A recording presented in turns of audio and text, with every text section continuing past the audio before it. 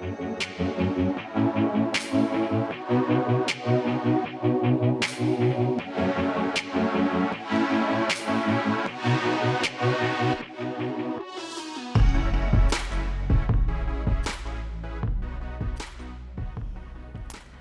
a lot changing today when it comes to policies, incentives, and regulations around reducing emissions and reducing climate change. We're here with Chris Hess, our Vice President of Public Affairs, to talk about some of the things that Eaton's doing to address these issues. Hi, Chris. Hi, Zari. Good How to you be doing? with you. I'm well. Good. Doing well. So tell me first a little bit, what does a Vice President of Public Affairs do?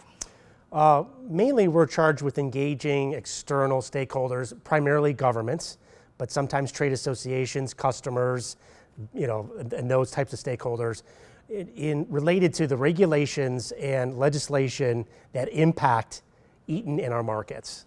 So we work at corporate for every function and business in the company.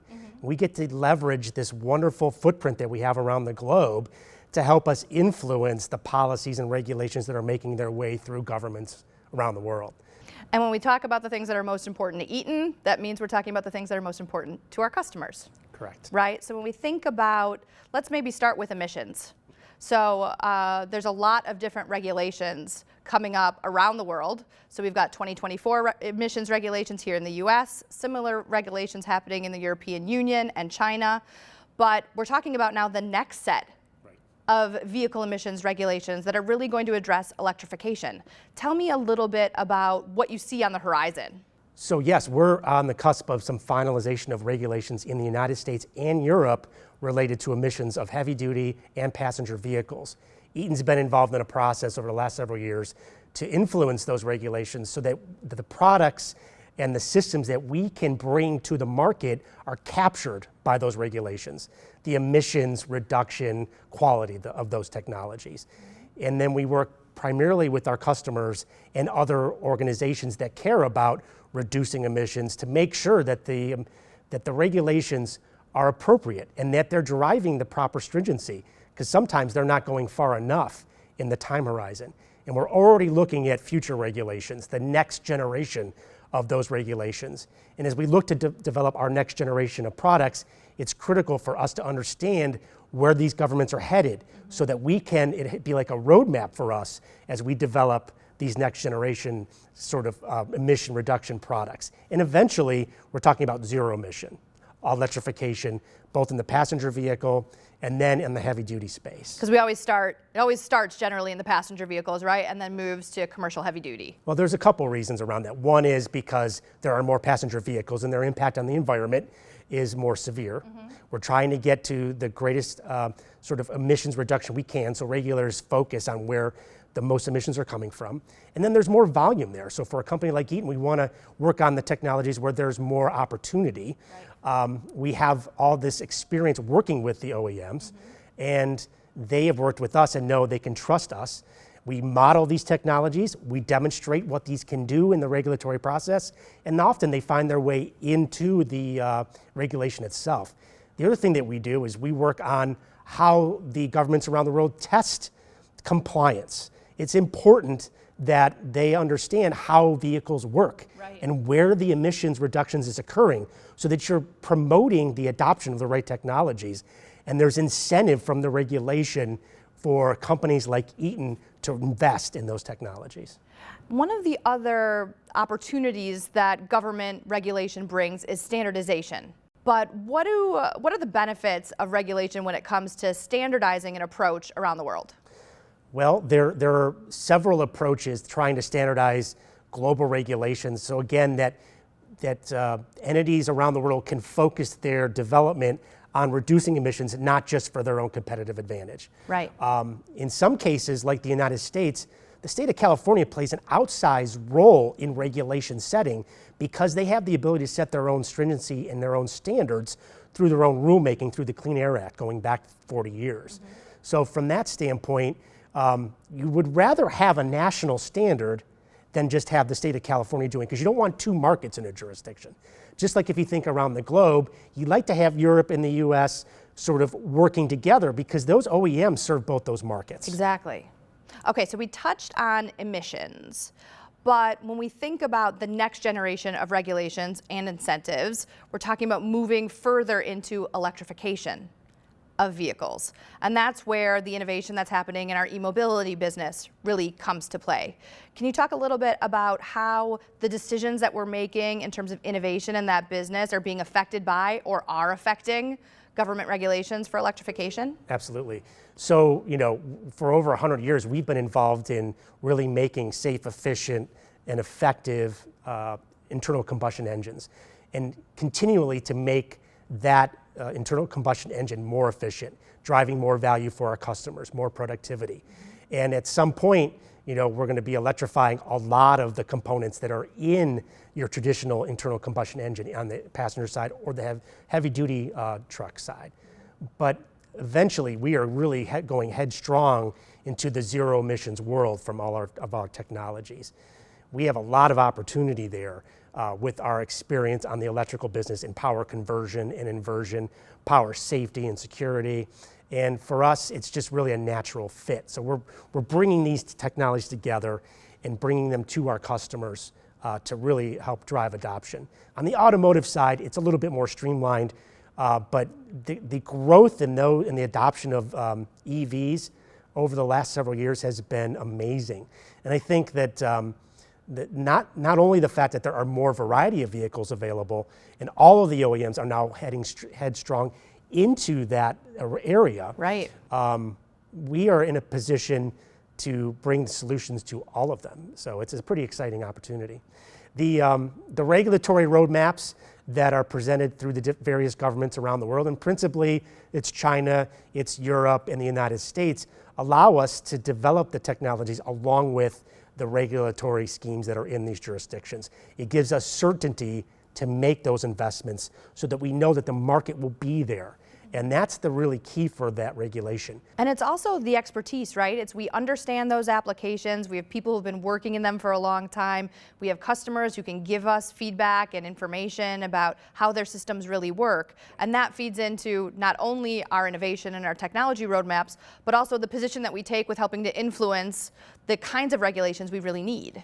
So when we think about electric vehicles, yes, that also lends itself to talking about electric vehicle charging infrastructure, right? Because you can't have electric vehicles without ways to charge them. Right. That's a classic chicken and egg, right. situation. Does the infrastructure come before the vehicle, or should the vehicles come before the infrastructure? But when we think about charging and how we use that to drive towards net zero or reducing emissions, that also means renewables.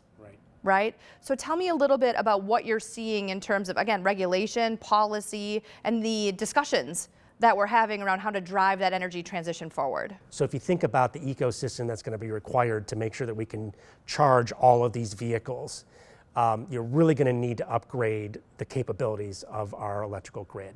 And not just here in the United States, but in Europe and China, around the globe. And Eaton is so well positioned, and we've turned our ship towards that direction. Right. We're going to be about that turnkey solution that's going to provide the residential or the commercial or the industrial sort of site the opportunity to incorporate all of these technologies and electrify not only their production processes, but all of their vehicles and so forth. And then have the opportunity to do, sort of taking power from a vehicle or from a data center and putting it back on the grid and contributing to reducing the power that you need to generate from a power plant. When we talk about power generation, that's when that renewable comes in. Now, of course, you can do your own renewable, production on your house with solar panels and so forth. And that's sort of the concept around the distributed energy resource and the rules and regs around that. But there's also the production of that electricity in a wide scale. And it's the solar, the wind, and other opportunities for storage, hydro, and the need to store it so that you use it at the right time. And the governments around the world are saying, we need to do all of this. So if you look at the legislation, the policies, the incentives, and the regulations that are making their way through, they're addressing all of this at the same time. And again, coming out of the pandemic, the governments around the world saw the opportunity to accelerate adoption and the real need and necessity to accelerate adoption so that we can finally really start working on it, reducing the impacts of climate change. So when we talk about everything as a grid and our approach to the energy transition, right, we're talking about buildings as a grid, data centers as a grid, vehicles as a grid. So this idea of being able to think about all the different applications that we participate in now and using the power generated in those applications to either store or sell back to the utility.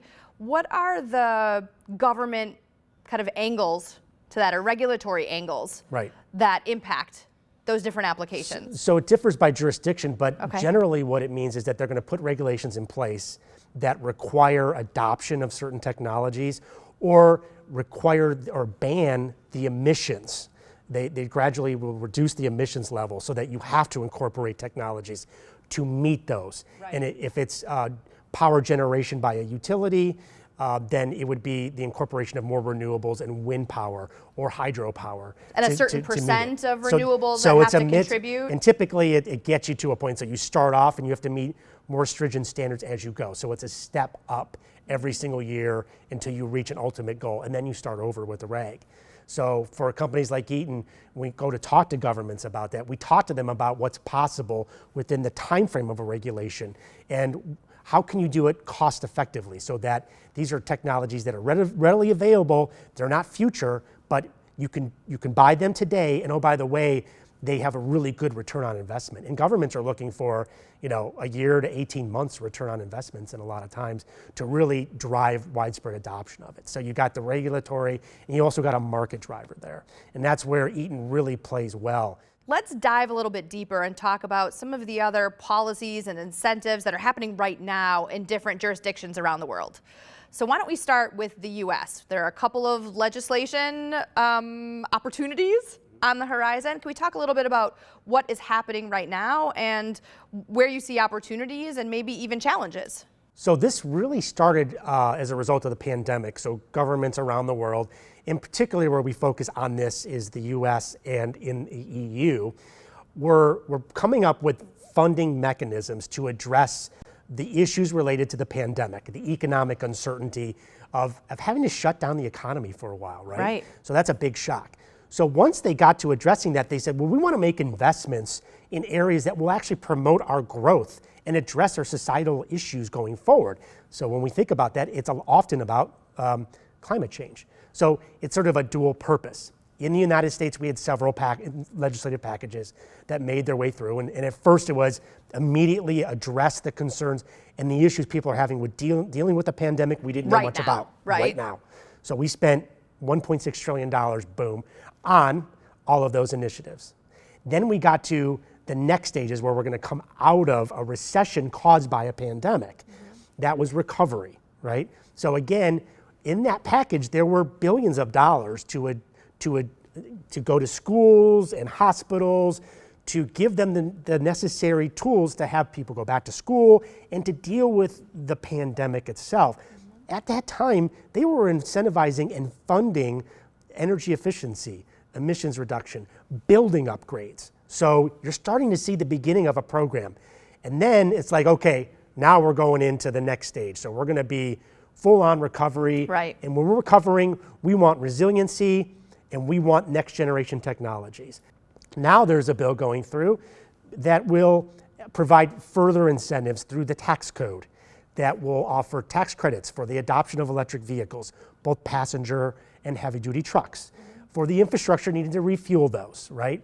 And we're going to be incentivizing solar, wind, energy storage for the first time, microgrid controllers for the first time for the next 10 years. So you got a nice 10-year window of tax credits that gives the market a signal like, hey, invest in these technologies. Do it now, right? Do it now, and you could take advantage of these credits.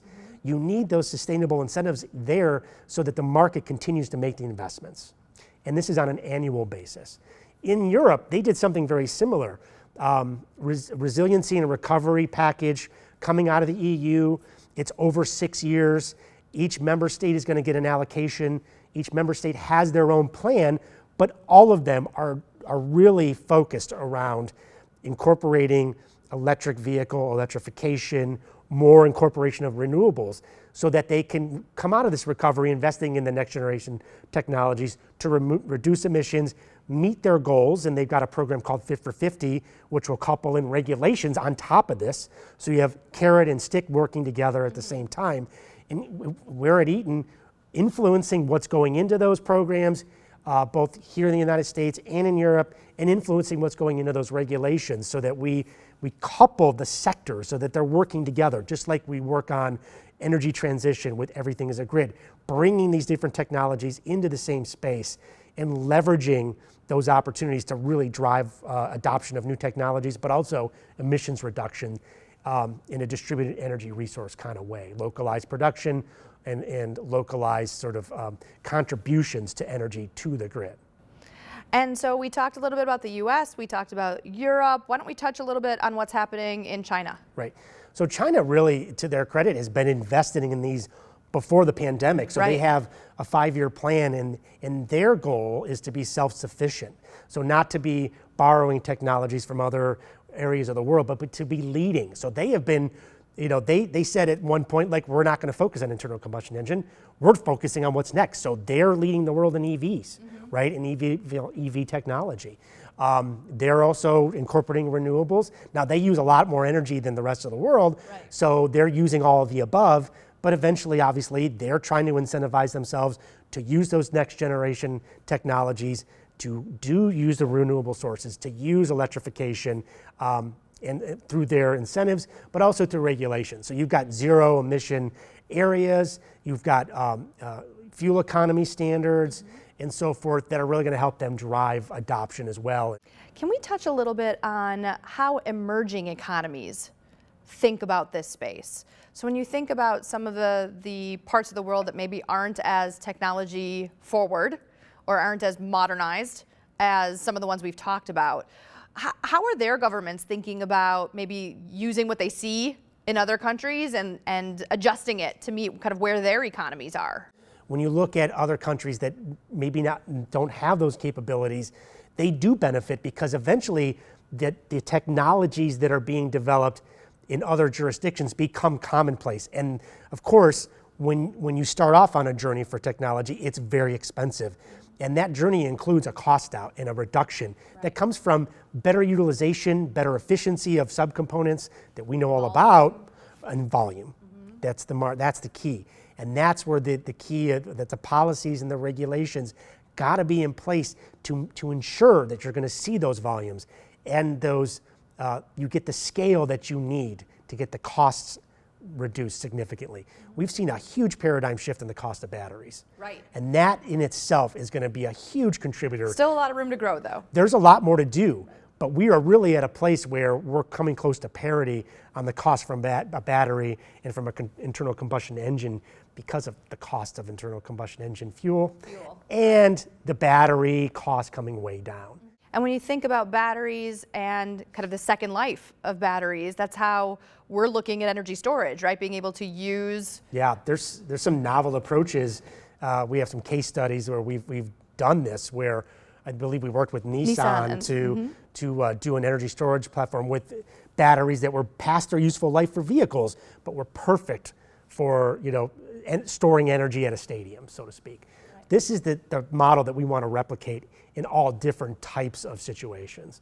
And it's one that we see as the definite future. So we've got businesses working to bring that to the market. And it's such a great example of the circular economy, right? And how we really drive more toward a more sustainable supply chain. Yeah. To be able to think about technology not just for the application that it might be used for today, but how can we reuse that technology for something innovative in the future? Right. And Europe is driving that adoption because they have a circular economy regulation along with the emissions regulations, right? Okay. So they're not only saying you need to bring these new products to the market because they're going to help us contribute to climate change, and addressing that challenge, but also what happens to that product at the end of life?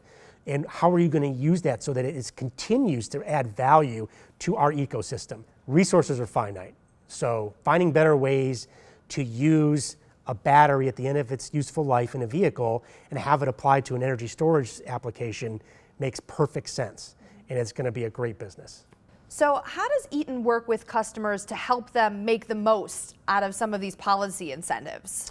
Well, I think when you think about, for example, the infrastructure package that passed last year, and we talked about $1.2 trillion going into improving our infrastructure, but also a lot of money for electrification, for airports and vehicles and school buses and the infrastructure needed to fuel them. We have a really good expertise in understanding how that money moves and how it flows and where it goes to. Does it go into our distribution channel? Does it go to our end customers? Will it be put out with an RFP and we got to go hunt for it and get it?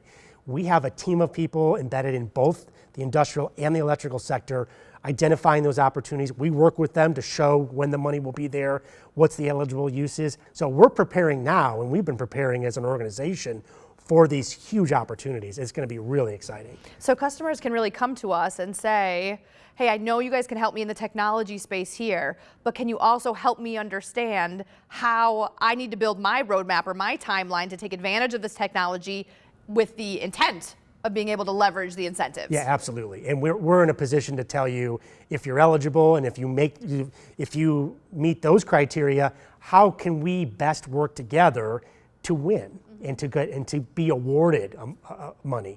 In other circumstances, it's going out formulaically. So it just goes out to cities and state governments. It's important too to understand, okay, where's the money going? Where are the big projects going to be? You know, the teams are all really tracking that, feeding that information to our teams in sales, and also working with the end customer to say, hey, have you thought about what you're going to do when this money shows up? Right. And you'll be surprised at what the kind of response you get. We're preparing to be able to answer those questions. Thank you so much, Chris, for spending some time with me today talking about how Eaton and our public affairs team are helping drive the energy transition. If you want to learn more about the energy transition, visit us at eaton.com/energy transition. Thank you, Zari. It's always exciting to talk about public affairs.